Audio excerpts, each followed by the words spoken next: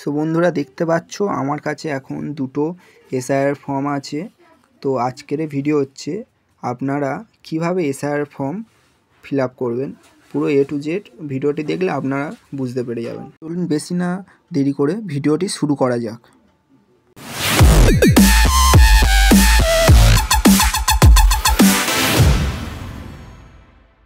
তো SIR form দুটো দেওয়ার কারণ হচ্ছে, একটা বিএলও আপনাকে সিগনেচার করে, দেখতে পাচ্ছেন এখানে আমাদের বিএলও আমাদেরকে সিগনেচার করে আমাদের দিয়ে দিয়েছে ফর্ম।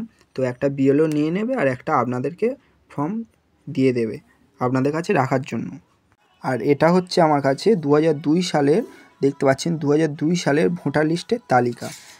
তো এই হচ্ছে 2002 সালের ভোটার লিস্টের তালিকা। এরও কি কাজ কি করতে হবে আপনাদেরকে পুরো এই ভিডিওতে দেখিয়ে দেব। তো দেখুন, এটা হচ্ছে আমার বাবার ডকুমেন্টস দিয়ে করা। তো ফার্স্ট যেহেতু আমার বাবা গার্জেন, সেই জন্য আমার বাবারটা কীভাবে করেছে দেখুন। প্রথমে এখানে দেখতে পাচ্ছেন লেখা আছে জন্ম তারিখ, উপরে জন্ম তারিখ।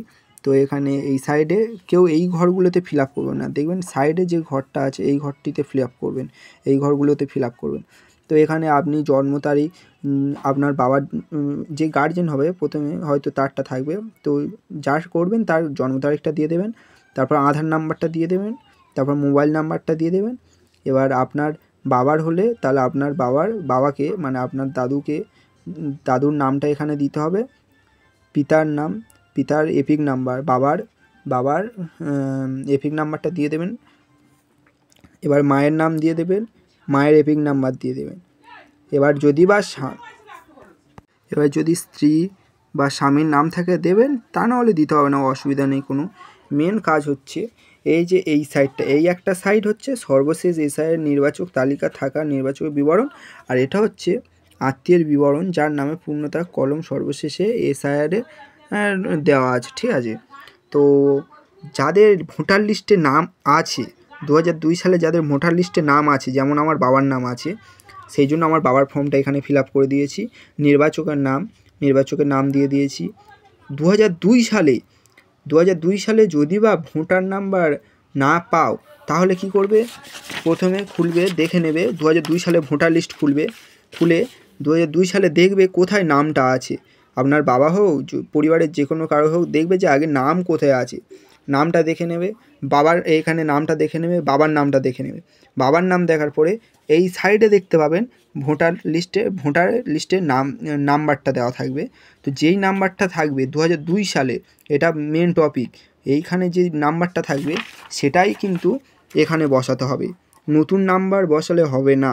এখানে 2002 সালে যে ভোটার নাম্বারটা থাকবে ভোটার কার্ডে, সেই নাম্বারটাই এখানে বসাতে হবে। তারপর আসছে আত্মীয়ের নাম, মানে গার্জেন, যেহেতু আমার বাবার নাম দিয়েছি এখানে, তো সম্পর্ক ফাদার আছে। তারপর এখানে সাউথ 24 পরগনা আমাদের আছে, রাজ্যের নাম দিতে হবে, বিধানসভার ক্ষেত্রে যে নামটা হবে সেটাই দিতে হবে। এই পর্যন্ত সবাই বুঝতে পেরেছো? এবারে মেন যেটা হচ্ছে, এখানে দেখতে হবে বিধানসভার ক্ষেত্রের নাম, অংশের নাম, ক্রমিক সংখ্যা, ঠিক আছে। এটা আপনারা কোথা থেকে পাবেন?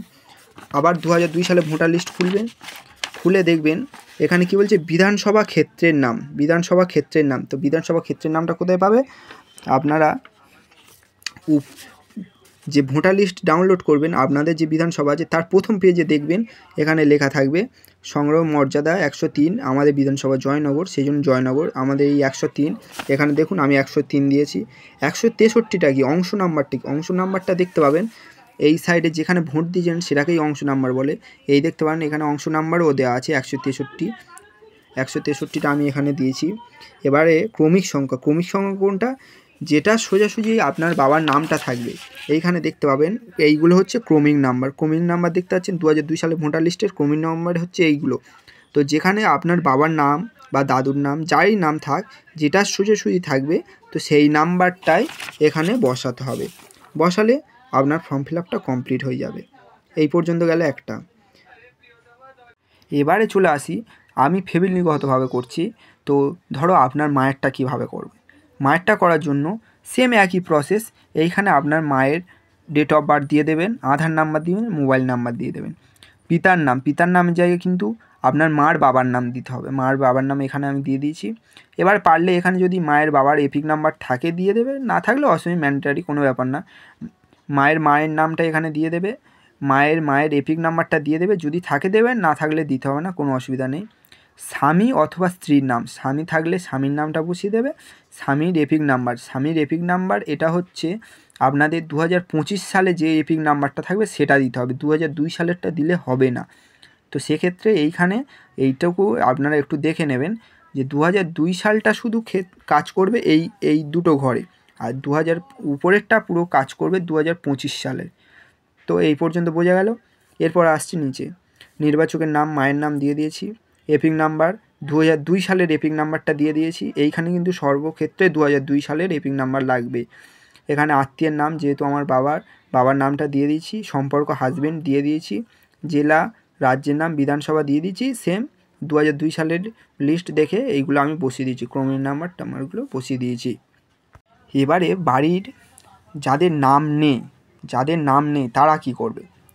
আমার ক্ষেত্রে বলছি, আমি এইখানে আমার ডেট অফ বার্থ দিয়ে দিয়েছি, আধার নাম্বার দিয়ে দিয়েছি, মোবাইল নাম্বার দিয়ে দিয়েছি, আমার অভিভাবক আমার বাবার নামটা দিয়ে দিয়েছি, বাবার এপিক নাম্বার 2025-এর যে এপিক নাম্বার সেটা এখানে দিয়ে দিয়েছি, মায়ের নাম দিয়ে দিয়েছি, মায়ের এপিক নাম্বার 2025-এর যেটা সেটা এখানে দিয়ে দিয়েছি। এবার আসছি নিচে মেন যেটা 2002 সালে, এটা আমার 2002 সালে ভোটার লিস্টে নাম নেই, সেক্ষেত্রে কী করব? সেক্ষেত্রে আমার বাবার নাম যেহেতু আছে সেই জন্য বাবার নামটা প্রথমে দিয়ে দিয়েছি। বাবার 2002 সালের ভোটার লিস্টে যে নামটা আছে, নাম্বারটা যেটা আছে সেটা এখানে দিয়ে দিয়েছি। আত্মীয়ের নাম, আমার বাবার নাম দিতে হবে এখানে, কিন্তু আমার নাম এখানে কোনো প্রকারে চলবে না। তো সেক্ষেত্রে আত্মীয়ের নাম হচ্ছে আমার বাবার নামটা এখানে দিয়েছি, সম্পর্ক ফাদার দিয়ে দিয়েছি। এবার জেলা যেরকমই আছে বসিয়ে দিয়ে এবারে এখানে ক্রমিক নাম্বারটা বসিয়ে দিয়েছি, যেহেতু আমার বাবার ক্রমিক নাম্বার কত ছিল সেটা ধরে এখানে করতে হবে। বাবার ডকুমেন্টস দিয়ে সর্বক্ষেত্রে এখানে হবে। যাদের 2002 সালে ভোটার লিস্টে নাম নেই তারা কিন্তু এখানে কোনো প্রকারে তাদের নাম দেবে না, তার বাবা হোক মা হোক যার লিস্টে নাম থাকবে সেটা দিয়েই এটা ফিল আপ করতে হবে। ব্যাস, এই পর্যন্ত হয়ে গেল। বাড়ি যদি এরকমই দাদা ভাই বোন কেউ থেকে থাকে তাদের ক্ষেত্রেও একদম সেম, উপরের ঘরে বাবা মার নাম থাকবে, ডেট অফ বার্থ থাকবে, বাবা মার 2025 সালের ভোটার কার্ডে যে নাম্বারটা থাকবে সেই নাম্বারটা দিয়ে দেবে। নিচে অলওয়েজ বাবা অথবা মা যার ভোটার লিস্টে নাম থাকবে সেইটা এখানে ফিল আপ করতে হবে। ফিল আপ করলে আপনাদের কাজ কমপ্লিট হয়ে যাবে। বিএলও এরকমই স্ট্যাম্প মেরে সই করে দেবে। তো আশা করছি সবাই বুঝতে পেরেছো। যদি বা ভিডিওটা আপনাদের কাছে ভালো লেগে থাকে এবং বুঝতে পারেন অবশ্যই কমেন্ট করে জানাবেন যে হ্যাঁ বুঝতে পেরেছি বা কিছু। তো ভিডিওটা এই পর্যন্ত। ভিডিওটি যদি ভালো লাগে অবশ্যই লাইক করবেন, শেয়ার করে দেবেন, সবাইকে সাবস্ক্রাইব করে দেবেন।